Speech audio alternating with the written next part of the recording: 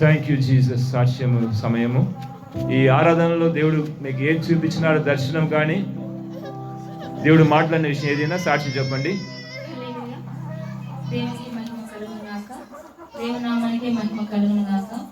Worship లో ఉన్నప్పుడు దేవుడు సాక్ష్యాన్ని పంచుకోమని చెప్పినాడు ఇక్కడ. హల్లెలూయా. దేవునికి మహిమ కలుగును గాక. నా సాక్ష్యం ఏంటంటే నా జీవితంలో జరిగిన ప్రతి కార్యము దేవుడు చెప్పమని చెప్పినాడు ఇక్కడ. హల్లెలూయా. ఇక్కడ నేను దేవుని ఎలా నమ్ముకున్నానంటే, నేను మొదటిగా నాకు తెలియదు దేవుడు అంటే. నేను క్రైస్తవురాలిని కాదు, అన్యురాలిని. నాకు దేవుడు అంటే తెలీదు. దేవుని మీద ఇష్టం ఉన్నింది, దేవుని దగ్గరికి పోవాలని ఆశ ఉన్నింది అంతే. దేవుని గురించి నాకు అసలు తెలీదు. కానీ నేను పాలూరు గ్రామంలో నేను వచ్చినప్పుడు మరియమ్మ తల్లి కుటుంబం ద్వారా దేవుని తెలుసుకోగలిగాను. నేను సంఘానికి అప్పుడప్పుడు వెళ్ళేదాన్ని. నేను వెళ్ళేటప్పుడు దేవుడు నాకు ఎన్నో కార్యాలు చేసి ఉన్నాడు. నాకున్న బలహీనతలన్నీ తీసివేస్తున్నాడు. నాకు అప్పుడు కూడా దేవుడు అంటే తెలీదు.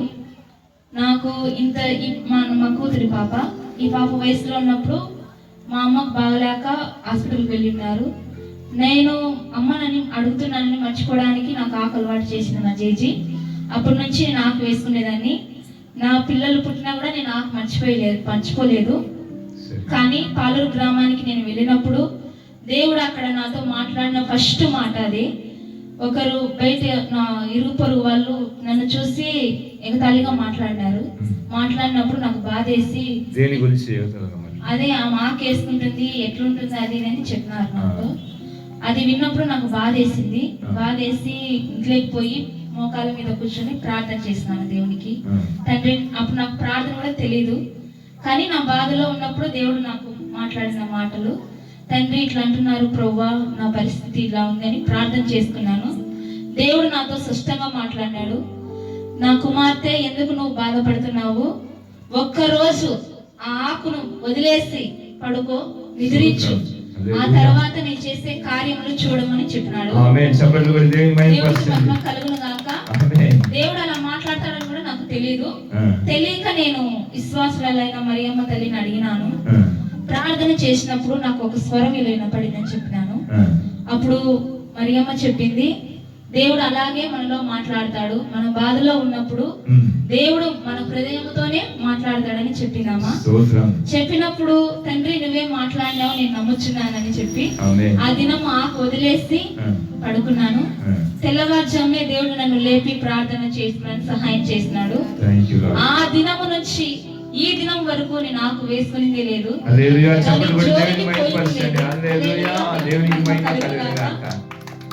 ఆ యాకు వేసుకున్న వారిని చూసినా కూడా, ఆ యాకు నా దగ్గర ఉన్నా కూడా దాని మీద నాకు బుద్ధి లేదు, ఆశ లేదు. అదంతా దేవుడు అప్పుడే తీసివేసినాడు. దేవునికి మహిమ కలుగును గాక. ఆ తర్వాత దేవుడు నా జీవితంలో ఎన్నో కార్యములు చేసినాడు. ఆ దినం నుంచి దేవుడు నాతో మాట్లాడుతున్నాడు. ప్రతిదీ నాకు బయలుపరుస్తున్నాడు. నా కుటుంబం గురించి, నా పిల్లల గురించి, నేను ఎలా సేవ చేయాలి, ఎలా ప్రార్థన చేయాలి, అన్ని దేవుడు నాకు నేర్పించాడు. నేను ఇలా మైక్ పట్టుకొని ప్రార్థన చేసిందనే కాదు, మాట్లాడాలంటే భయం, ప్రార్థన చేయాలంటే రాదు, ఎగతాళి చేస్తారని భయం. కానీ దేవుడే నాతో మాట్లాడి ఆ భయం అంతా తీసివేసి ఇప్పుడు ప్రార్థన చేస్తున్నాను. ఆయన మాటలు వింటున్నాను. ఆయనే వచ్చి నాతో ప్రార్థన చేస్తున్నాడు. దేవునికి మహిమ కలుగును గాక. నా పిల్లలకి తోడుగా ఉన్నాడు. నా పిల్లలకి ఆయన ఎంతో కాపుదల ఇచ్చినాడు. ఎంతో మంది బాగలేనప్పుడు నా బిడ్డకు ఈ తలంతా అది సలిపిల్లాగా వచ్చేసింది. వచ్చిన తర్వాత దేవుడు నాతో మాట్లాడినాడు. ఆ జుట్టు తీసేసి నా తైలాభిషేకం పట్టించు, మొత్తం తీసివేస్తానని చెప్పి ఉన్నాడు. ఈ పాపకి మేము దేవుని నమ్ముకోక ముందు లోక కార్యములు చేసి ఉన్నాము. ఆ స్వభావం ఈ బిడ్డ మీద ఉన్నది. ఆ జుట్టు తీసివేసి నా తైలాభిషేకం ప్రోత్సహించని చెప్పినాడు దేవుడు. చెప్పగానే నేను ఎవరికి చెప్పలేదు, మా ఇంట్లో వాళ్ళకి, మా భర్త కానీ మా పెద్దలకు ఎవరికి చెప్పలేదు. దేవుడు చెప్పేసినాడు అంతే. వెనకమడిపోయి నేనే ఆ బిడ్డకు కత్తెరతో అంతా జుట్టు అంతా తీసేసిన్నాను. తీసివేసి బలిపీఠం దగ్గరికి వెళ్ళి ఆయనతో ప్రార్థన చేయించి ఆ తైలాభిషేకం 2-3 రోజులు పట్టించాను అంతే. 3 రోజులకే మొత్తం మారిపోయింది. వారం తిరిగేతలకి మొత్తం మొత్తం ఏమి లేకుండా మొత్తం పోయి మంచిగా తయారైంది పాప. ఆమేన్. దేవునికి మహిమ కలుగును గాక. దేవుని నామానికే మహిమ కలుగును గాక. నా బిడ్డ కూడా ఈ చిన్న కుమార్తె, ఈ బిడ్డను దేవుడు ఇచ్చిన బిడ్డ. ఆయన సంఘంలో, ఆయన పరిచర్లో, పాలూరు గ్రామంలో ఆయన ప్రవచనంగా చెప్పి ఉన్నాడు. ఈ కుమార్తెను నా ఒడిలో నుంచి పంపించానని చెప్పినాడు. ఆ బిడ్డకు ఏది లోక కార్యాలు ఏవి మేము చేయలేదు, దేవుడే ప్రతిదీ తీసివేస్తా వచ్చినాడు. అలాగే నాకు కూడా ఇంకో బంధకం కూడా ఉన్నింది.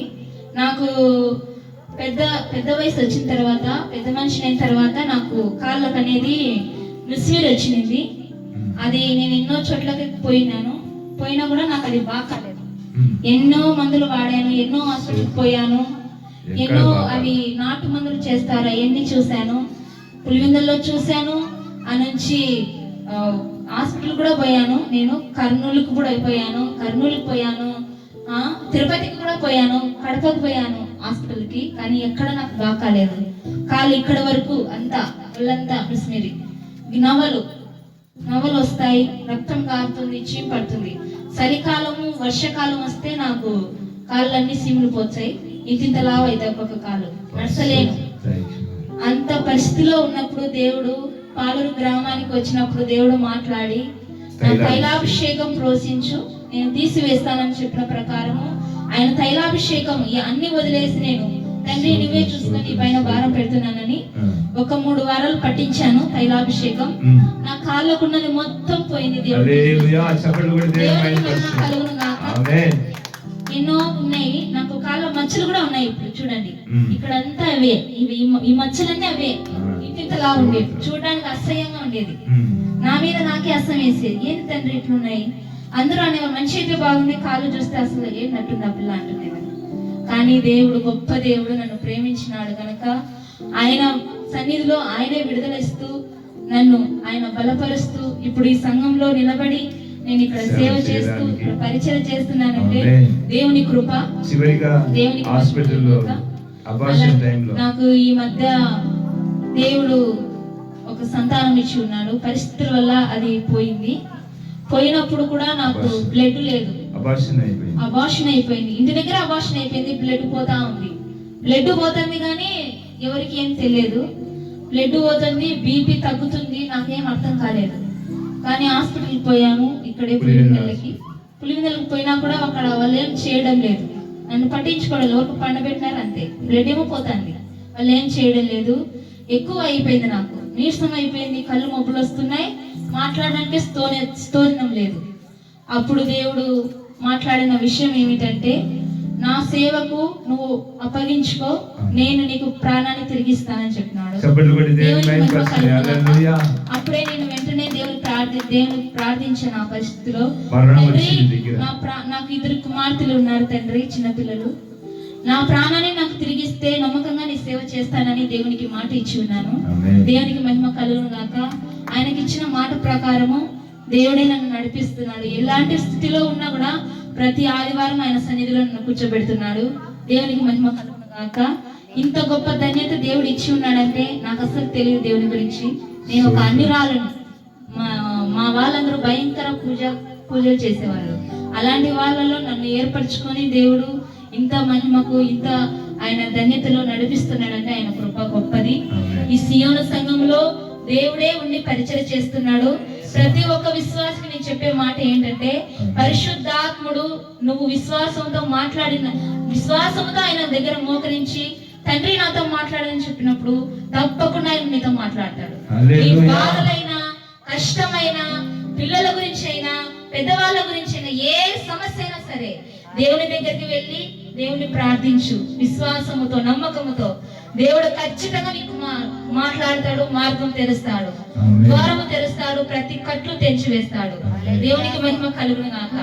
దేవుడు నా జీవితంలో నేను అనుభవించిన దానిని దేవుడి కొరకు ఇక్కడ మీతో పంచుకుంటున్నాను సాక్ష్యంగా.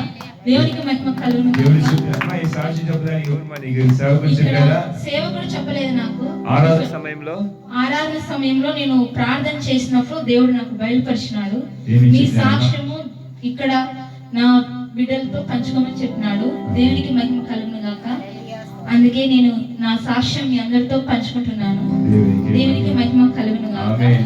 ఆనంద తైల అభిషేకం పొందుకొని అభిషేకంలో చాలా గొప్ప మర్మాలు ఉన్నాయి, ఎంతో విడుదల కార్యములు ఉన్నాయి. అభిషేకం గొప్పది, దేవుడు ఉచితంగా ఇస్తున్నాడు మనకు. ఆమేన్. అది దేవుని కొరకు పొందుకొని ఆయన కొరకు వాడుకోవాలి. దేవునికి మహిమ కలుగును గాక. అది మనకే మేలు, దేవునికైతే మనం ఏం చేయలేదు, మన కొరకే మనం వస్తున్నాం. దేవునికి మహిమ కలుగును గాక. ఈ సమస్య ఎలాంటిదైనా సరే, ఈ బాధలు ఎలాంటివైనా సరే, దేవుని దగ్గరికి వచ్చి విశ్వాసంతో ఆయనకు మొరపెట్టు. దేవుడు ఖచ్చితంగా నీతో మాట్లాడతాడు. ఆమేన్. మన దేవుడు మాట్లాడేవాడిగా ఉన్నాడు. ఆమేన్. దేవునికి మహిమ కలుగును గాక. నాతో నా దేవుడు స్పష్టంగా మాట్లాడాడు కాబట్టి నేను ఇంత ధైర్యంగా చెబుతున్నాను. ఆమేన్. దేవునికి మహిమ కలుగును గాక. Thank you, ఈ Lord. సాక్ష్యం దేవుడు దీవించును గాక. ఆమేన్. ఆమేన్. చెప్పండి దేవుని మహిమపరుస్తాం. యవనస్తురాలు మేరీ ద్వారా దేవుడు మాట్లాడిన ప్రతి సాక్ష్యాన్ని బట్టి దేవునికి స్తోత్రం చెప్తాం. స్తోత్రం.